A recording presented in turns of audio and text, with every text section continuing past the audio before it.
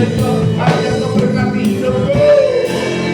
Tuhan memberkati, Tuhan menyembuhkan. Dia Tuhan sanggup memulihkan kita. Saudara percaya? Saudara percaya Tuhan sanggup memulihkan?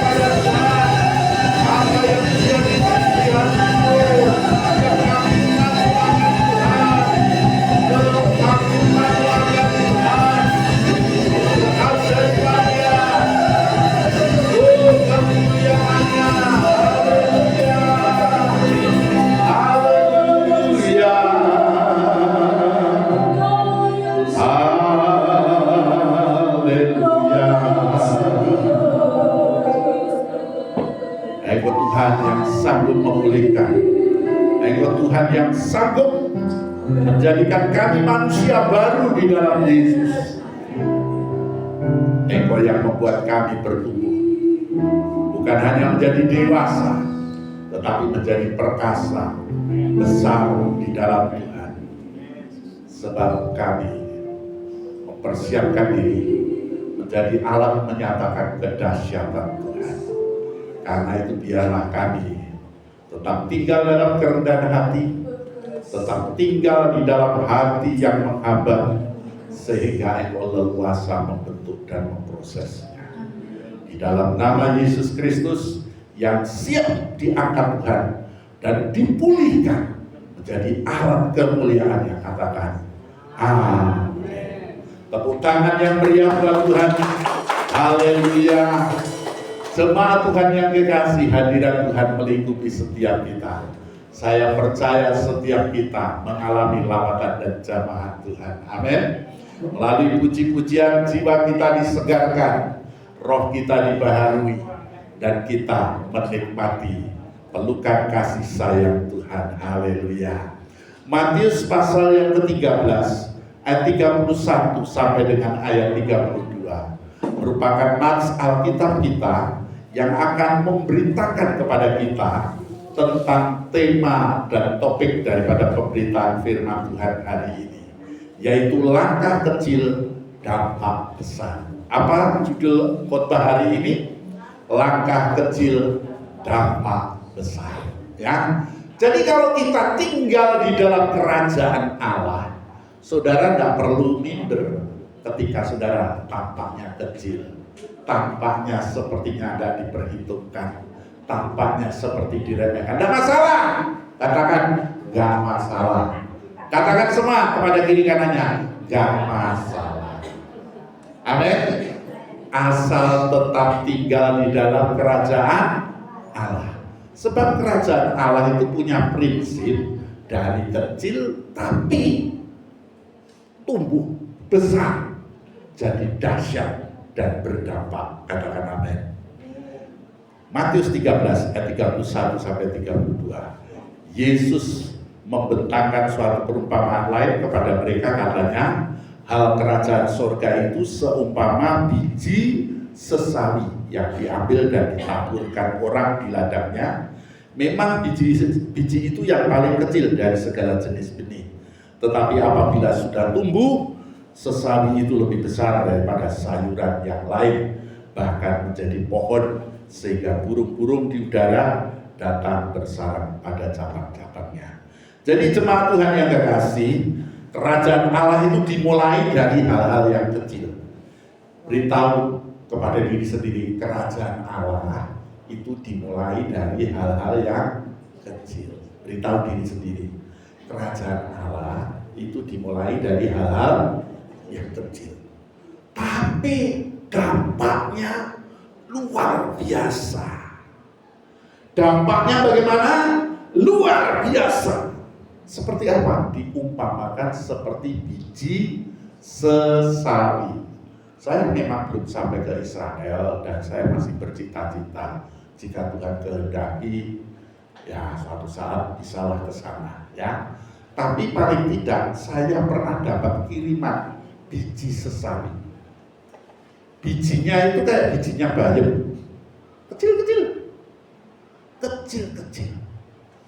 Tetapi biji sesawi ini kalau ditanam, begitu tumbuh, dia besar, lebih besar dari semua sayuran. Bahkan dikatakan burung pun bisa bersarang di sana. Prinsip ini adalah prinsip yang harus kita mengerti tentang bagaimana hidup di dalam kerajaan Allah. Kerajaan Allah itu dimulai dari hal-hal yang kecil-kecil. Karena itu jangan meremehkan perkara yang kecil. Banyak orang meremehkan perkara kecil. Duit 500 nggih ya. 1 juta ini kurang 500 ini orang iso diarani 1 juta loh. Betul enggak? Halo? 1 juta dikurangi 500 rupiah itu bisa disebut 1 juta loh. Ya enggak bisa lah. Ya tetap 1 juta kurang 500 rupiah. Tapi banyak orang sembrono dengan uang 500 rupiah. Ya, jemaat Tuhan yang kekasih. Ingat baik-baik, kerajaan Allah itu dimulai dari hal yang kecil tapi dampaknya luar biasa. Demikian pula iman kita, walaupun kecil nggak masalah, tapi iman yang kecil ini harus dipelihara. Iman yang kecil ini harus dijaga. Iman yang kecil ini harus dirawat. Iman yang kecil ini mesti ditumbuh kembangkan. Ketika ditumbuh kembangkan, iman yang kecil itu berdampak luar biasa. Mari kita jelajahi bagaimana cara Tuhan bekerja. Seringkali dimulai dari hal yang sederhana. Coba saudara lihat, dimulai dari biji sesawi. Ya, biji sesawi, saudara-saudara. Tetapi begitu tumbuh, dia bertumbuh dengan bertahap. Ya, biji yang kecil itu tumbuh jadi pohon yang besar dan memberikan tempat berteduh bagi burung-burung.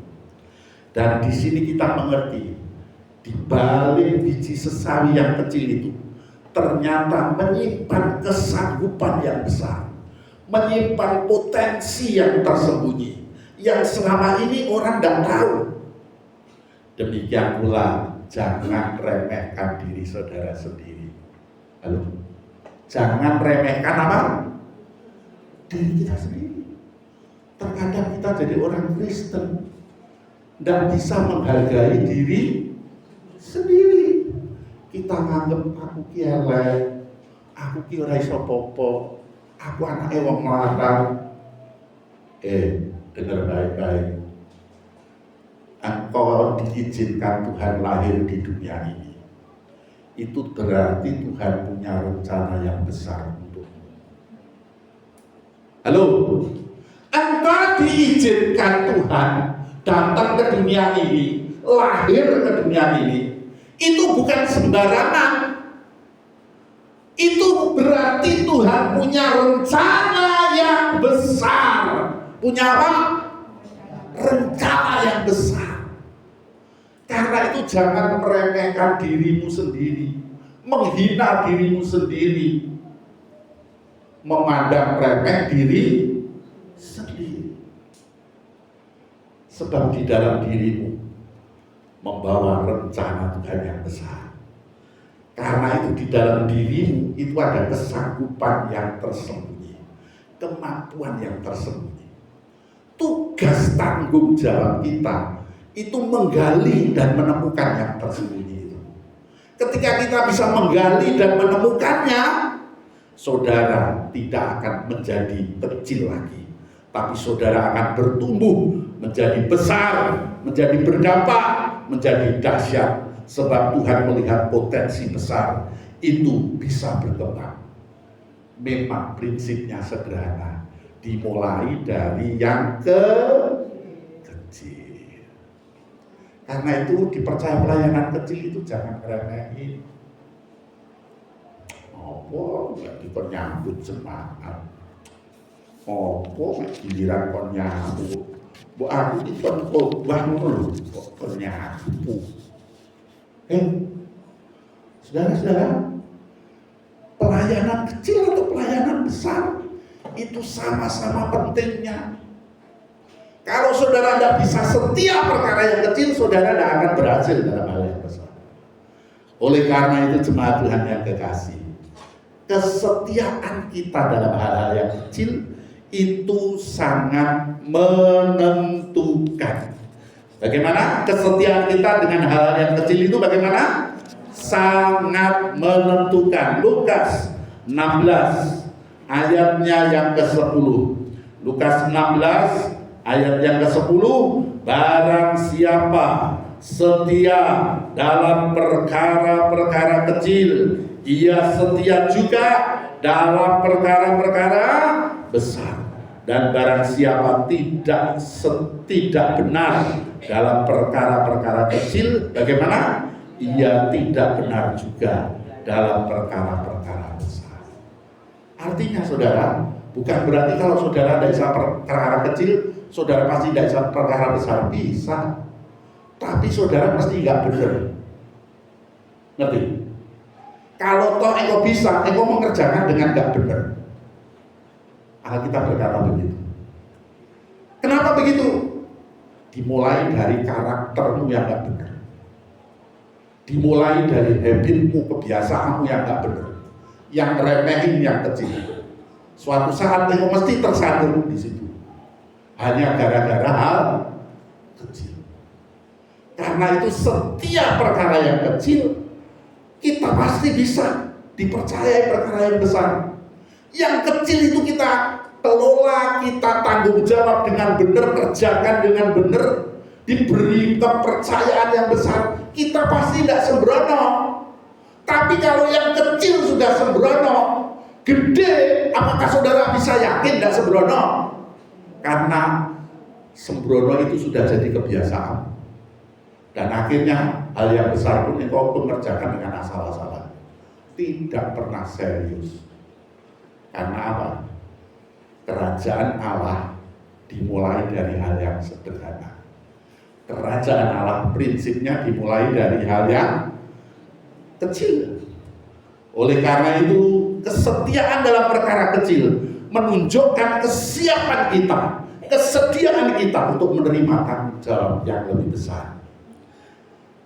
Disinilah ketika kita menghadapi yang kecil, itu kita ini dilatih untuk konsisten. Dilatih untuk apa? Konsisten. Konsisten itu apa sih? Tekun. Dilatih untuk apa? Tekun. Hati-hati, gak sembrono. Saudara-saudara yang kekasih, ya. Lalu pemain musik, kalau main musik, selesai main musik, alat musiknya ditoto ya, itu perkara kecil. Perkara kecil. Tapi ketika saudara tidak memperhatikan itu, ingat loh, kalau engkau tidak setia perkara kecil, engkau mesti tidak benar dalam perkara yang besar. Ya, karena itu sebab dengan hal yang kecil itu kita diajar konsisten, kita dibentuk watak kita, dibentuk karakter kita, dilatih keterampilan kita, ya. Sehingga dengan demikian kita mampu mengembangkan keterampilan kita, sehingga hal-hal kecil itu mengasah kita untuk kita boleh mampu menangani tugas-tugas yang lebih besar lagi. Jemaat Tuhan yang kekasih, soal berhasil itu soal berkat Tuhan. Halo, soal berhasil itu soal kemurahan Tuhan. Dunia menuntut kita sukses, Tetapi Tuhan menuntut kita setia. Kalau saudara setia, saudara pasti sukses. Beritahu semua orang, kalau setia pasti sukses. Amin. Ya, saudara-saudara yang dikasihi Tuhan, kesetiaan kita itu membuka pintu berkat Tuhan. Kesetiaan kita itu memberi kesempatan yang baru yang datangnya dari Tuhan. Daud dimulai dari menggembalakan kambing domba. Kambing dombanya banyak? Enggak, 1-3 ekor. Tapi itu dia kerjakan dengan sepenuh hati, bahkan dengan bertaruh nyawa. Akibatnya apa, saudara-saudara? Ketika Goliat berteriak-teriak, tidak ada yang maju. Siapa yang maju? Daud yang maju. Kenapa Daud? Sebab Daud sudah siap. Siapa sih yang pengen hidupnya beruntung? Angkat tangan. Yang hidupnya pengen beruntung, angkat tangan yang tinggi. Saya beritahu ya, orang pintar itu kalah dengan orang nekat. Orang nekat itu kalah dengan orang yang beruntung. Saudara-saudara, gimana caranya supaya hidup kita beruntung? Beruntung itu sebenarnya rumusnya sederhana. Rumusnya apa Pak untuk bisa beruntung? Beruntung itu sebenarnya intinya adalah ketika engkau punya persiapan, kesempatan itu datang. Halo? Ketika engkau punya persiapan, kesempatan datang, itulah beruntung. Beruntung itu apa? Ketika kesiapan ada, kesempatan datang, itu namanya beruntung. Daud mempersiapkan diri. Daud tidak sibuk cari jabatan. Daud tidak sibuk cari kesempatan. Daud sibuk mempersiapkan diri. Dan dia tahu ketika dia siap, kesempatan itu Tuhan yang membukakan. Kalau kita setia, kesempatan itu dibukakan Tuhan. Dan akhirnya Daud begitu mendapat kesempatan, kesempatan itu menjadi batu loncatan yang luar biasa untuk dia melenting dengan tinggi. Dan akibatnya dari padang penggembalaan Tuhan pindahkan ke istana para raja. Jemaat Tuhan yang dikasihi, jadi Tuhan bisa memakai orang yang biasa. Tuhan bisa apa? Memakai orang yang biasa. Saudara orang luar biasa atau orang biasa? Biasa. Berarti Tuhan bisa memakai saudara enggak? Haleluya. Saudara-saudara, di dalam 1 Korintus pasal 1 ayat yang ke-27 memberitahukan kepada kita demikian. 1 Korintus pasal yang ke-1 ayat yang ke-27 ya. Demikian Alkitab berkata, tetapi apa yang bodoh bagi dunia, bagaimana? Dipilih Allah untuk apa? Memalukan orang-orang yang berhikmat. Dan apa yang lemah bagi dunia, dipilih Allah untuk apa?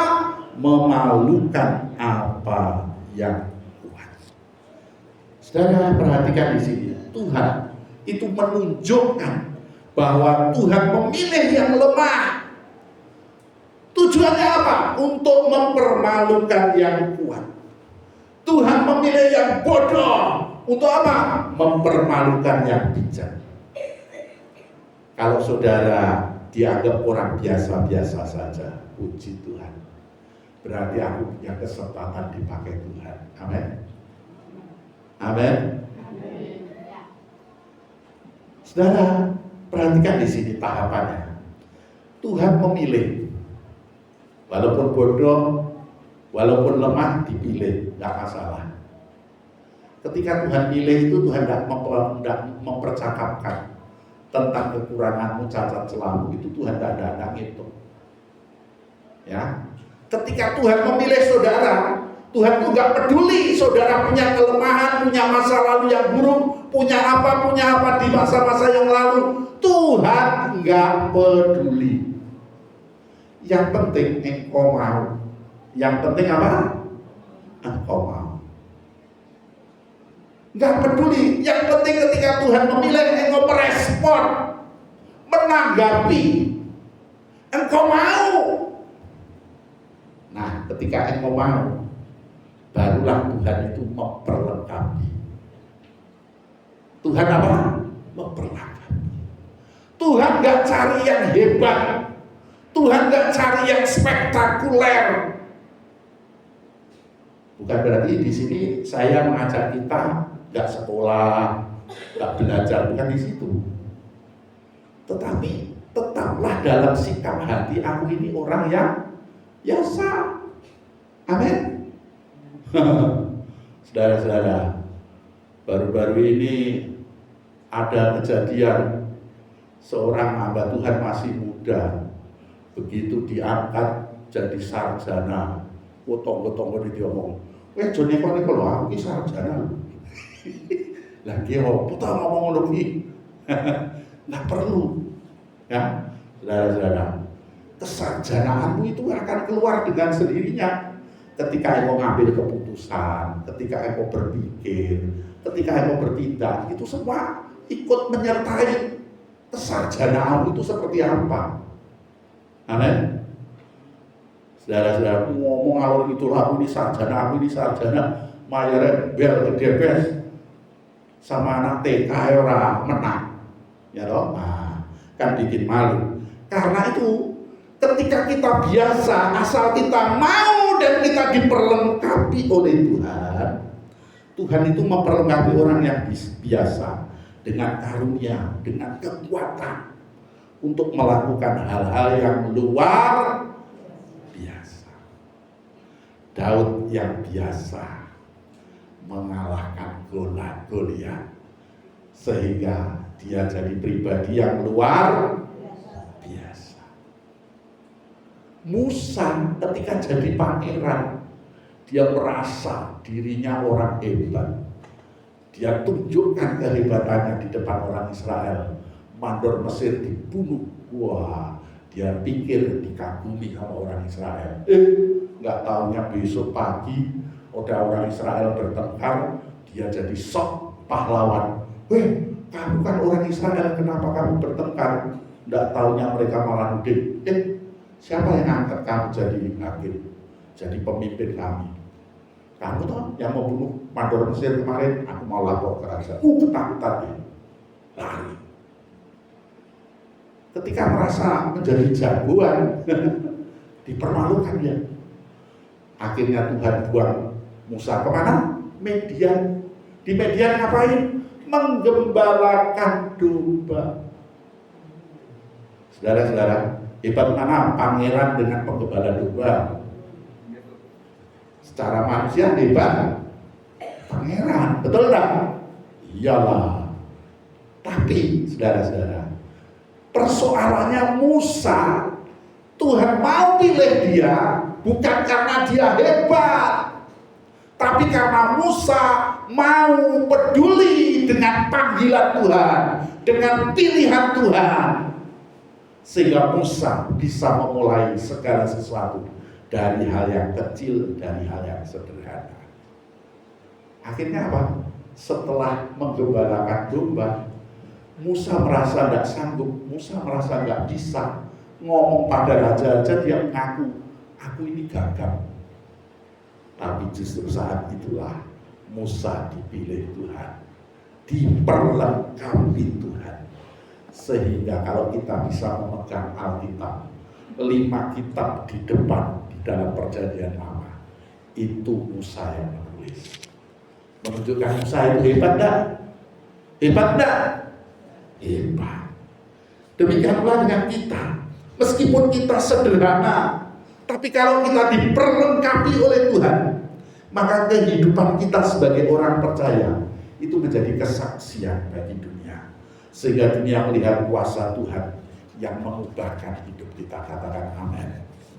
Ya, Jemaat Tuhan, jadi dari sini kita bisa belajar bahwa di dalam kerajaan Allah itu prinsip yang sama itu terjadi, ya. Bagaimana Tuhan memulai dari hal-hal yang kecil dan kesetiaan kita terhadap hal-hal yang kecil itu menjadi pintu berkat, ya. Dan bukan itu saja, saudara-saudara yang dikasihi Tuhan.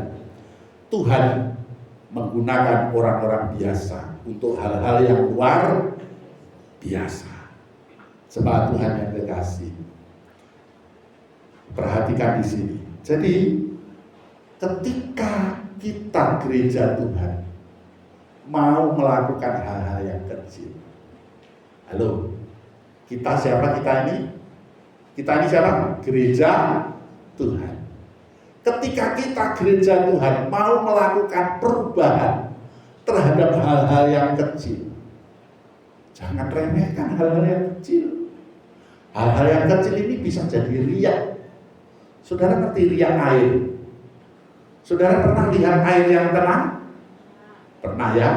Di kolam begitu airnya tenang, pernah lihat ya? Nah, itu ketika kecemplungan satu bedak, riaknya apakah cuma satu gelombang? Enggak. Riaknya mesti makin lama makin luas, makin luas, makin luas, betul enggak? Demikian pula dengan kehidupan kekristenan kita. Kalau kita orang Kristen punya tekad bersama, walaupun kita orang-orang biasa, tapi kita bertekad mau dipakai Tuhan melakukan hal-hal yang kecil, dimulai dari hal-hal yang sederhana. Itu kalau kita lakukan dalam kebersamaan, itu seperti riak, makin lama dampaknya makin besar. Karena apa?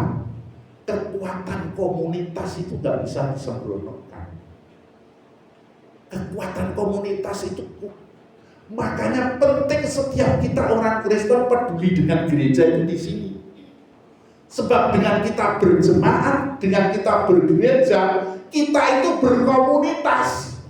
Ketika kita berkomunitas, kita itu punya kekuatan yang dahsyat. Amin. Karena itu kalau komunitas kita ini berkualitas, komunitas kita itu berdampak luar biasa. Kita bergereja bukan sekedar datang lalu sudah itu pulang, sekedar hanya kasih persembahan, tidak. Tapi sesudah kita mendengar firman, apa ya yang bisa aku lakukan? Kita mulai aja dari hal yang kecil.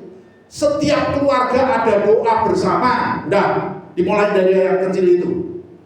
Kalau kita jemaat ini, tiap keluarga Kristen doa bersama, kualitas pernikahan di jemaat ini pasti diangkat Tuhan. Halo, ada banyak pernikahan, kelihatannya tidak ada perceraian, tetapi sebenarnya ada perpisahan hati. Kenapa begitu? Pernikahan yang dijalani tidak ada mutu, tidak ada kualitas. Pernikahan yang dijalani sekedar hidup bersama, tapi tidak bisa kaya dengan makna, tidak bisa kaya dengan pengalaman rohani, tidak bisa kaya dengan campur tangan Tuhan. Kenapa begitu? Karena kita tidak melibatkan Tuhan, kita tidak mengikut sertakan Tuhan. Yuk, kita mulai dari hal yang kecil. Doa bersama, seisi keluarga. Cari waktu, doa bersama. Dan lihat, ini kelihatannya hal yang kecil, tapi dikerjakan dalam komunitas. Oh, itu dampaknya besar. Apa yang terjadi ketika kita doa bersama? Ikatan hati antar anggota keluarga itu makin kuat. Iman dan sikap hati semua anggota untuk bersandar kepada Tuhan itu makin teguh. Dan kebiasaan kalau punya masalah dibawa dalam doa bersama, itu menjadi kebiasaan yang luar biasa. Sehingga kelihatannya bersama, tapi tidak ada kebersamaan. Karena apa? Tidak mau memulai dengan hal yang kecil. Doa bersama. Kekuatan komunitas itu luar biasa, sehingga bisa menghasilkan pertumbuhan secara eksponensial. Sama seperti biji sesawi, tindakannya kecil tapi berkembang menjadi satu gerakan yang besar. Jadi mari kita sekarang mulai menerapkan hal-hal yang kecil, ya, karena kita mempercayai prinsip langkah kecil tapi dampaknya besar. Yuk kita mulai sekarang secara pribadi dulu, ya, dari area pribadi kehidupan kita. Caranya gimana? Ya, yuk secara rohani, ya, secara rohani kita ambil langkah kecil. Apa contohnya? Yang selama ini tidak pernah berdoa sehari, doa paling doa makan, itu pun kalau sempat. Terkadang doa makan itu nggak sempat, saking luwene, bener kan? Ya toh, bareng wis kemplok lagi tekon, aku mau wis doa apa loh ya? Ayo, siapa yang punya kebiasaan begitu? Sekarang kita mulai yuk dari hal yang kecil. Aku mau meluangkan waktu sehari 3 kali 5 menit berdoa secara khusus. 5 menit aja, tidak usah terlalu panjang. 5 menit menyendiri doa secara pribadi. Saudara-saudara, ya, lihat apa yang terjadi. Itu dampaknya, potensi dampak dari hal yang kecil itu luar biasa. Itu membuat kita terlatih membangun hubungan dengan Tuhan itu lebih erat, lebih erat. Ya Pak, apalagi punya masalah, diluk-diluk doa. Tidak apa, itu jauh lebih bagus, ya toh, daripada diluk-diluk mantep. Betul nggak? Halo? Ya, diluk-diluk doa, berbanyak masalah, tidak apa-apa. Karena itu kenapa Tuhan kirim masalah? Wera tahu tuh, ya, coba ada masalah, nggak ada masalah yang mau berdoa. Akhirnya ada masalah, nggak ada masalah, tetap happy, sukacita nggak berkurang, katakan amin. Damai sejahtera terus melimpah, pertolongan selalu tersedia. Itu secara rohani. Kita mulai dari hal yang kecil. Apa? Berdoa 5 menit. Berapa kali? 3 kali sehari. Ya Pak. Nah, coba sebelum makan, saudara menyiapkan diri dulu berdoa. Ya, tapi kalau yang sudah punya kebiasaan lebih daripada itu, tingkatkan. Ya. Nah, tapi kalau saudara selama ini tidak pernah berdoa secara menyendiri, ayo belajar berdoa. Jangan jadi orang Kristen puluhan tahun kan berdoa orang Islam. Pak berdoa mau menang. Bar menang wis nangis dipikir keperluan Roh Kudus ora. Nelongso. Aku ora iso donga, aku ditunjuk. Kenapa begitu? Karena tidak membiasakan diri. Coba kalau saudara membiasakan diri, meluangkan waktu berdoa dan saudara berdoa dengan sungguh-sungguh, ditunjuk dan ditunjuk itu nggak masalah. Amin. Nah, sekarang kita mulai dari hal yang kecil, soal pelayanan. Nah, barangkali saudara berpikir, wah Pak, saya nggak pernah dapat jadwal. Wes rasa terlaluan. Saudara datang kebaktian ini, saudara tanpa saudara sadar, saudara sudah melayani. Banyak orang Kristen berpikir kalau ke gereja cari berkat. Bener nggak? Banyak orang Kristen, wah aku ragelem aku ning gereja kono. Wah aku ora merasa diberkati. Ning gereja ki ora nek golek berkat. Ning gereja itu untuk menyembah Tuhan, melayani itu Tuhan dan ketemu dengan saudara seiman. Ketika saudara ketemu dengan saudara seiman, ojo pentutut. Ketemu saudara seiman bagaimana? Senyum. Amin. Coba lihat ke depan semua, senyum. Nah sekarang tengok ke kiri, senyum.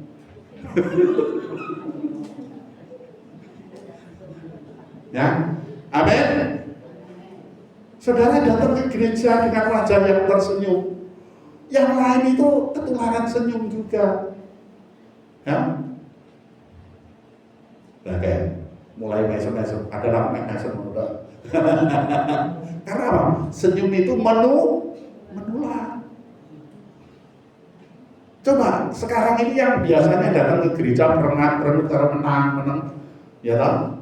Nah sekarang coba datang ke gereja, taruh sepeda motornya, salaman, pakai senyum dong, amin. Nah, kita mulai dari hal yang kecil itu. Walaupun itu senyum itu kita sudah melayani loh. Halo, saudara bisa senyum itu berarti saudara sudah melayani. Melayani itu rasa terlalu muluk-muluk, mimpin BL, jadi pemain musik. Enggak. Saudara ketemu saudara seiman senyum itu saudara sudah melayani. Halo, karena itu kalau ada teman gereja senyum pada saudara, saudara ngomong terima kasih, kamu sudah melayani saya dengan senyumanmu. Saya beritahu ya, saudara dengan tersenyum itu saudara tanpa saudara sadari. Orang yang miskin ketemu saudara, lalu saudara tersenyum. Orang yang miskin itu tiba-tiba merasa dirinya kaya, tanpa saudara harus jadi miskin, betul kan? Orang yang rasanya minder ketemu saudara, lalu saudara tersenyum dengan ramah. Orang yang merasa dirinya terhina, minder, itu merasa dirinya tiba-tiba berharga, tanpa rasa berharga diri Anda dikurangi. Oh, senyuman itu kekuatannya dahsyat. Orang yang susah ketemu saudara, lalu saudara tersenyum. Orang yang susah itu tiba-tiba kesusahannya hilang, karena dia menemukan dirinya bertemu dengan orang yang membahagiakan, tanpa saudara harus berjuang susah payah. Tapi saya beritahu, senyumanmu itu hilang harganya kalau engkau tersenyum karena diminta. Saya ulang lagi, senyumanmu itu hilang harganya kalau senyumanmu itu diminta. Ayo senyum. Silakan kalau perbankan jatuh. Nangkep yang saya maksud?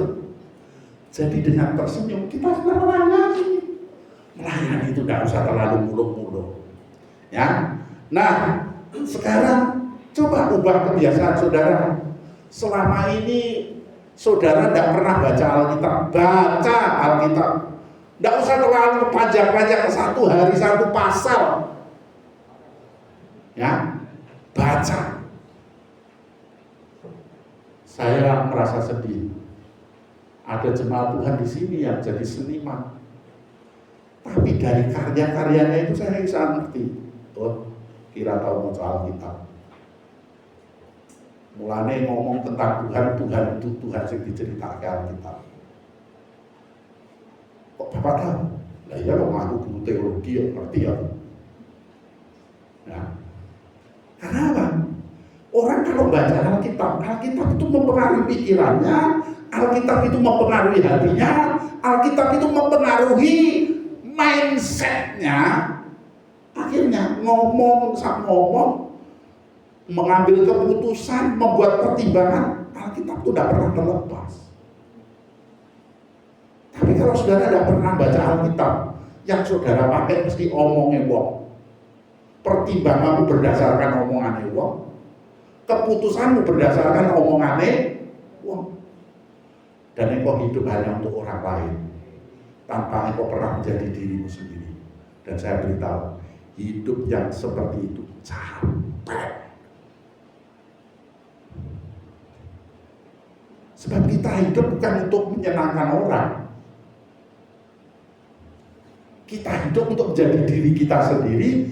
Dengan diri kita sendiri ini kita bisa menyenangkan hati Tuhan. Karena itu baca Alkitab. Sebab ketika Alkitab engkau baca, engkau seniman, karyamu itu mesti ketahuan. Walaupun nggak ada sebutan Yesus, tapi dari pola pikir semua hasil senimu itu orang bisa mengerti. Katakanlah engkau pelukis. Saya punya kenalan seorang pelukis nasional, tapi dia pendeta. Namanya Pak Yusuf Mintosari. Tinggal di Balikpapan, di Puntang. Saudara-saudara. Begitu saya lihat karyanya, saya bisa tertawa. Oh, ini orangnya diilhami tentang Tuhan itu begini. Karena saya ya senang lukisan. Musik ya saya senang. Saudara-saudara. Ada nuansa Tuhan dan Tuhan yang seperti apa? Itu semua ketahuan. Karena itu kalau saudara mulai ngomong tak ingat di mana itu. Oh, kata mau cara kita tadi ya. Lek metune kewan-kewan kebun binatang ya semono kuwi. Ya. Dan kita mesti hati-hati di dalam kita bertutur kata. Karena itu biarlah semua karena firman yang meresap dalam pikiran, dalam hati, dalam pertimbangan, dalam berpikir, keluar adalah kebenaran firman. Dan itu membuat hal yang kecil berdampak besar. Mocone meng sak pasal bendino. Tapi karena benar-benar direnungi, dihayati, ngomong itu tak ceplos. Kok ngikuti firman ya? Ceplos ngikuti firman. Dan akhirnya ketemu orang itu kita ngomong, dijak diskusi apa? Ya kita tidak perlu eyel-eyelan, tapi dari omongan kita itu orang tahu baca. Wah, ini wong ini cukup jeru pengertian itu Pak. Ya, jemaat Tuhan yang dikasih, baiklah. Jadi kita lihat slide di belakang ini. Perubahan besar itu dimulai dari keputusan yang sederhana. Yang pertama itu dimulai dari Paulus berjumpa dengan Yesus. Ya, Paulus berjumpa dengan Yesus.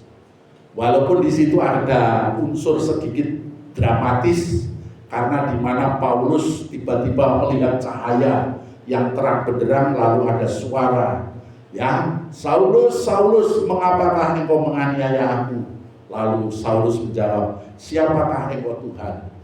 Ya, apa yang kau lakukan terhadap umatku, pengikutku, engkau melakukannya untuk aku. Dan singkat cerita, Paulus sadar dirinya dipilih Tuhan. Dan hasil perjumpaan itu menjadi sebuah keputusan.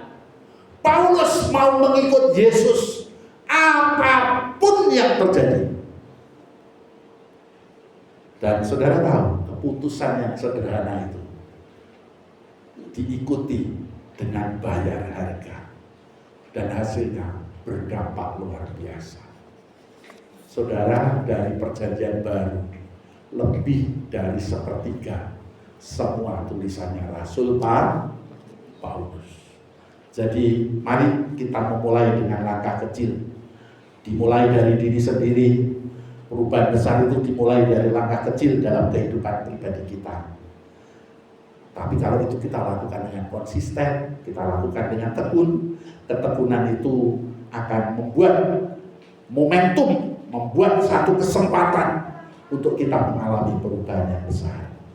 Dan mari kita percayai terhadap proses yang Allah lakukan, sama seperti biji sesali. Kiranya Tuhan menolong kita semua. Mari kita bangkit berdiri, kita bersukacita menyambut kebenaran firman Tuhan yang memberkati kita semua. Haleluya. Inilah yang kulakukan,